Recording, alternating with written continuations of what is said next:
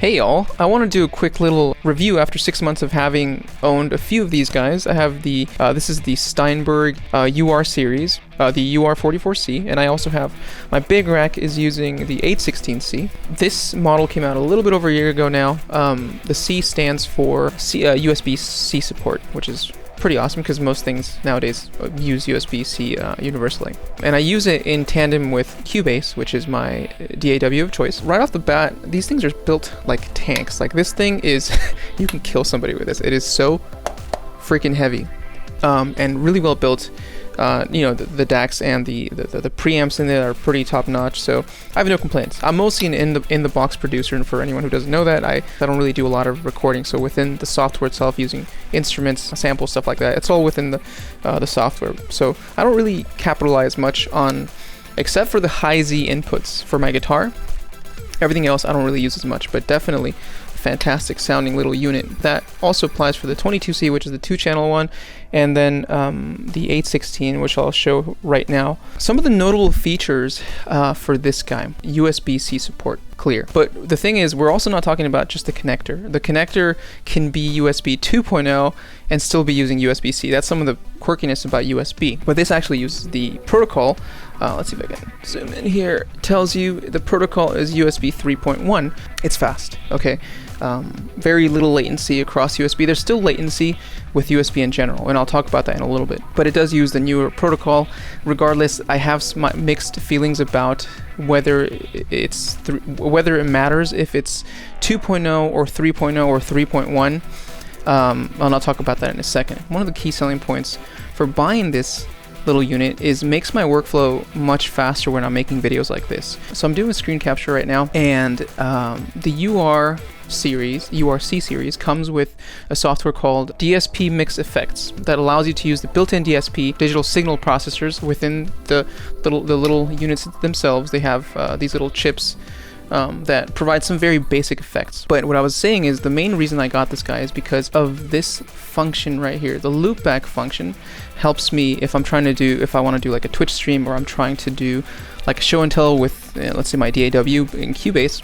I'm able to route the master output from my session into whatever is recording, whatever's doing the screen recording or whatever's doing the streaming. So for example, in this case, I'm doing loopback function straight into OBS, which is recording this video at the moment, along with the camera and the audio. So it's a very powerful and very useful feature. That alone is a pretty good selling point. I have my headset here hooked up to channel 4 on the 816C, as you can see in the little software here. I have enabled the channel strip. So if I open it up, this is what the channel strip has. A very basic compressor, and I have a pretty harsh attack. I actually have the attack all the way up, and then a really fast release just to get a decent audio quality or audio recording here. But you can tweak it as much as you want. It has an EQ that kind of changes. I'm gonna run through, right? So it's not bad. I don't use it. I just leave it flat. But it's really helpful when I'm doing my these sort of screen recordings, or I have a meeting online. It sounds pretty great actually. So that's the channel strip. I'm not going to turn on the clean or crunch channels because they don't sound that good. But you know, it's there if you need it. So enabling it, and this button turns it on and off, as you guys can hear in my voice. Effects record button doesn't affect the signal here, but if you are recording through Cubase, for example, this button will record the channel strip effects or the channel effects that you selected into the signal of recording or your track in Cubase. I'm not sure if it applies to other software. Maybe it does, maybe it doesn't. You can also send it to, you can pan it left and right, but I don't care about panning. Oh, send it to reverb testing, right? So it has okay reverb. It's good if you want to track vocals. This is incredibly spacey. And this is what the reverb looks like. These are very basic looking effects, but for zero latency, and also helping track guitar, singer, whatever instrument, it gives you a little bit of space to play with. And all right, so let me turn that reverb off because it's annoying.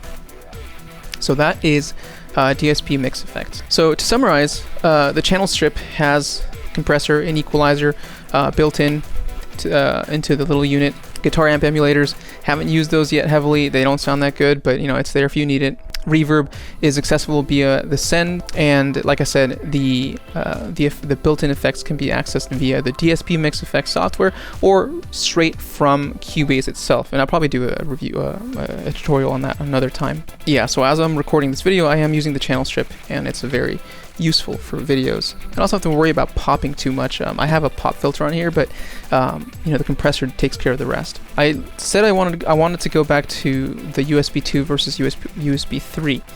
Regardless of the connector type, most USB interfaces like these guys that use up to, this one is a 6-channel in and 6-channel out, right? You have your 4 inputs, 2 line inputs, your master outputs, and then 2 sets of line outputs. So something like this, as well built as it is, as high quality as the recordings might be, will never max out a USB 2.0 speed. USB 2.0 speeds are still have far more bandwidth than what than what this little unit will do. Even my 816C, which does 16 in, 16 out, it still won't. Even that alone is not going to cap USB 2 speeds. USB 2.0 runs at 480 megabits per second, or 60 megabytes per second if you want to go megabytes, but still nowhere near close enough to even maxing out the bandwidth of the USB data rate. So take it as a grain of salt if you want to invest in an interface that uses USB 2, USB 3, Thunderbolt. The newer protocols might be glitchy because their new computers are still adapting what Thunderbolt 3 might be, USB 3.1. The thing that makes the most difference with an interface like this are the drivers. Make sure your drivers are up to date. There's always going to be latency with USB-based interfaces, whether it's 3.0, 2.0, the super speed USB 3, whatever the case is, simply because there is a driver that the signal has to go through, right? There's a middleman between your signal source and your PC, your driver, right? So it's more important for you to have the correct drivers in your PC, and maybe the firmware for the interface to be up to date as well. Those are more important than the quality of your cable or your USB cable, or whether it's 3.0 or 2.0. Okay. If you want zero latency or near zero latency, there are Thunderbolt interfaces by like Universal Audio sells Thunderbolt-based interfaces. Those guys, because Thunderbolt is signal directly to the CPU, there's no latency, or very little latency, perceivable latency. So that's it. Those are my 2 cents on this little unit. Very, very beautiful little device, right? And I'm just showing you the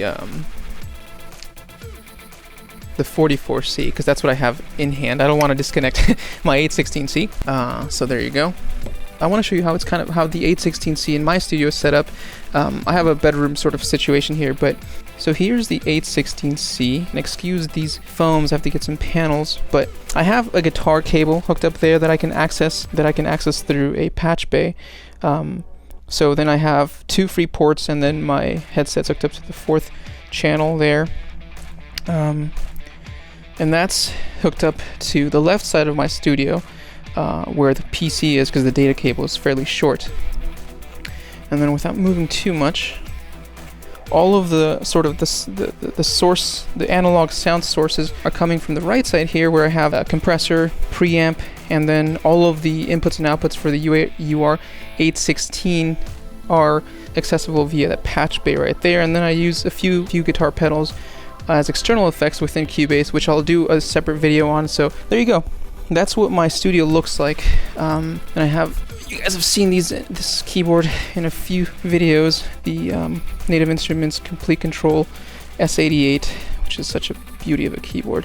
So that's what my studio setup looks like, at least in context of using the 816C. If you guys have any questions, I'm not a professional-ish, but if you guys have any questions regarding the setup of my studio or how I use certain hardware, I'd be more than happy to talk about it.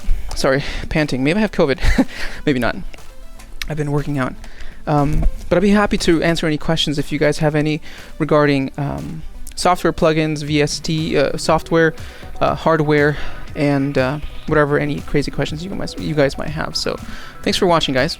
And I'm going to make more videos this upcoming year. Peace.